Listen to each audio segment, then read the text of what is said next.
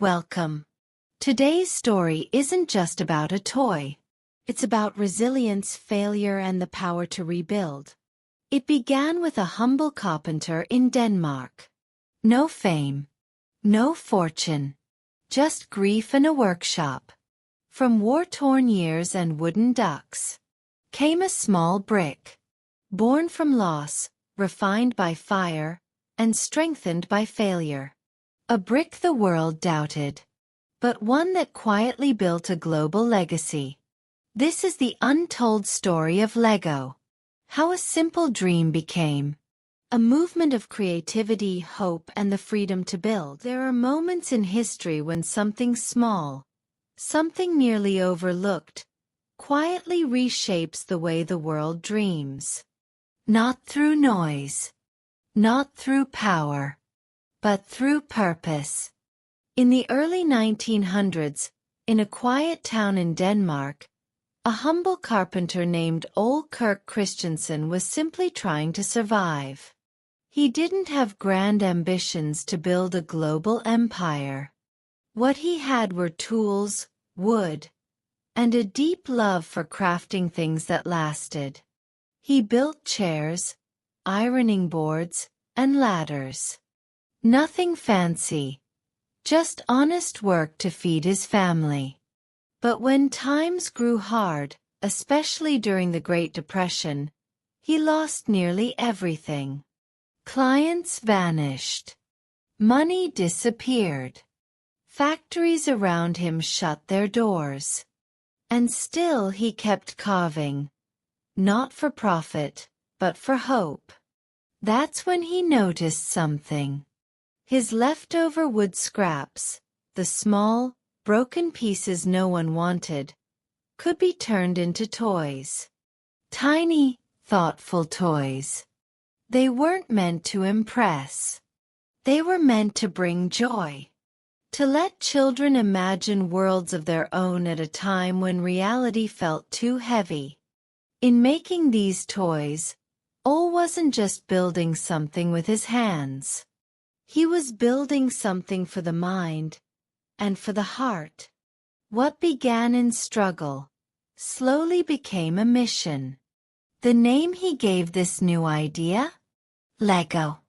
A word born from the Danish phrase, leg godt, meaning play well. But few could have imagined then that these two simple syllables would go on to inspire millions. Not just to play, but to build, to dream, and to never give up. There are some stories the world forgets, and then there are stories that quietly shape childhoods across generations. This is one of those. A story not about billion-dollar brands or corporate giants, but about one man, a simple carpenter, whose quiet determination would eventually create one of the most beloved and influential toys of all time. But when he began, there were no investors, no factories, not even much hope. Just grief, fire, debt, and a workshop filled with sawdust and dreams. What you're about to hear isn't just the story of a toy. It's a story of failure, war, family, and resilience, and how sometimes it takes a world falling apart to build something that lasts forever. In the small town of Billund, Denmark, in the early 20th century, lived a carpenter named Ole Kirk Christensen. He was a quiet man, known for being careful, skilled, and deeply devoted to his family. In 1916, Ole bought a small woodworking shop. He built homes, furniture, and household goods. Life was modest, but manageable. He married, started a family, and began building a future with his hands. But then came the first tragedy. In 1924, a fire broke out in the workshop and burned the entire building to the ground. Everything gone in hours. Some men might have quit, but Ole, he rebuilt. By hand, brick by brick. But life didn't stop testing him.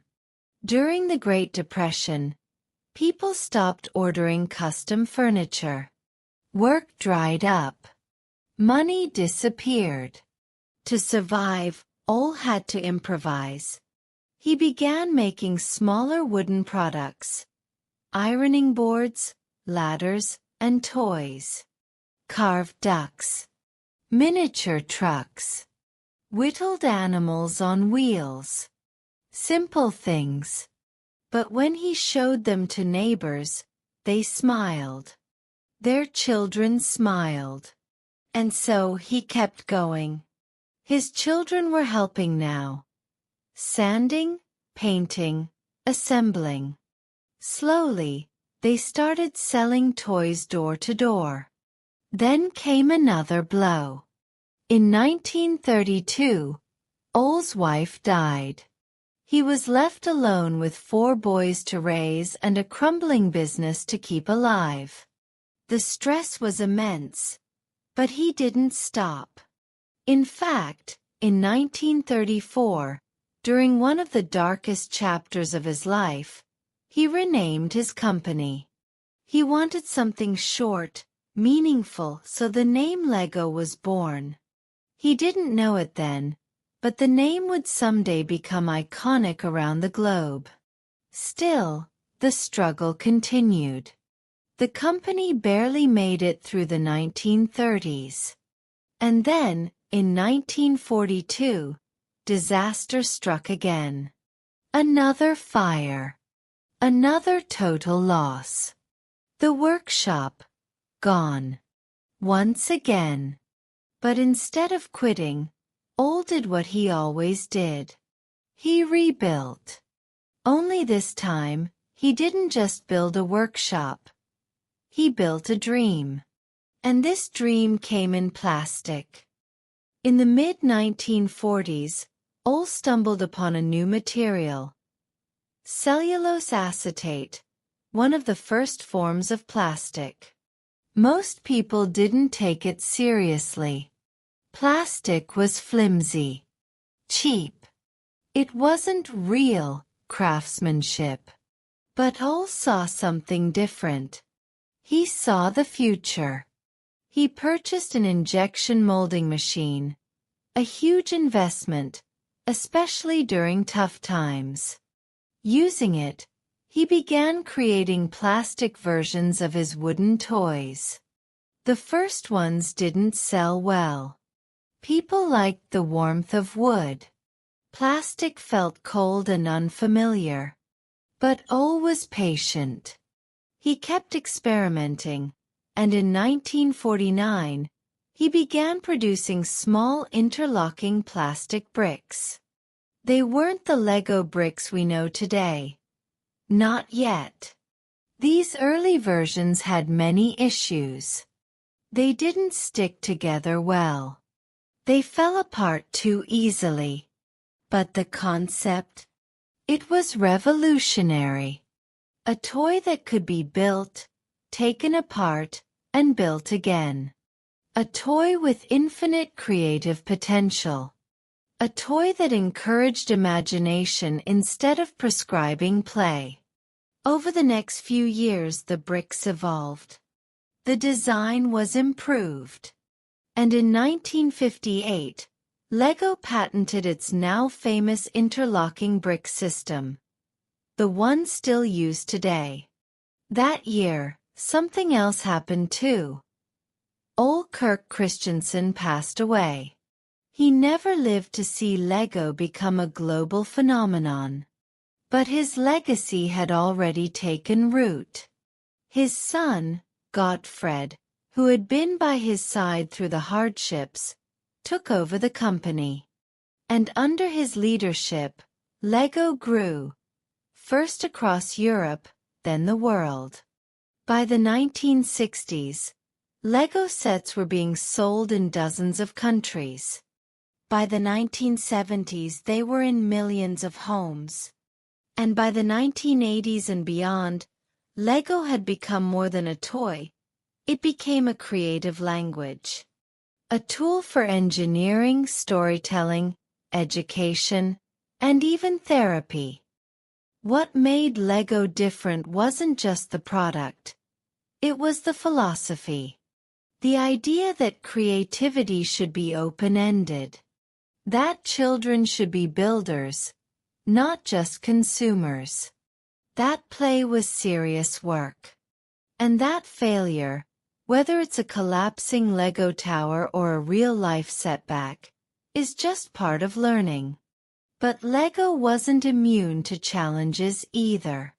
In the 1990s and early 2000s, the company struggled. Sales dropped. The toy industry changed. Video games were taking over. Lego expanded too fast. Theme parks, clothing lines, media ventures, many of which didn't work. By 2003, Lego was on the brink of bankruptcy. The same company that had once weathered fires and wars was now almost lost to mismanagement. But once again, like all rebuilding from ashes, Lego restructured. It returned to its core, the brick, the creativity, the timelessness. It launched kits tied to beloved franchises like Star Wars and Harry Potter. It created new worlds. Lego Ninjago, Lego Friends. And in 2014, it released the Lego Movie, a film that reminded the world just how magical these little bricks could be. The line, "Everything is awesome," wasn't just a catchy tune. It became a pop culture anthem.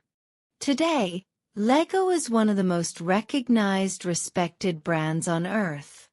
It's more than a toy, it's a cultural icon. Architects use Lego to model designs. Teachers use it to explain math and physics.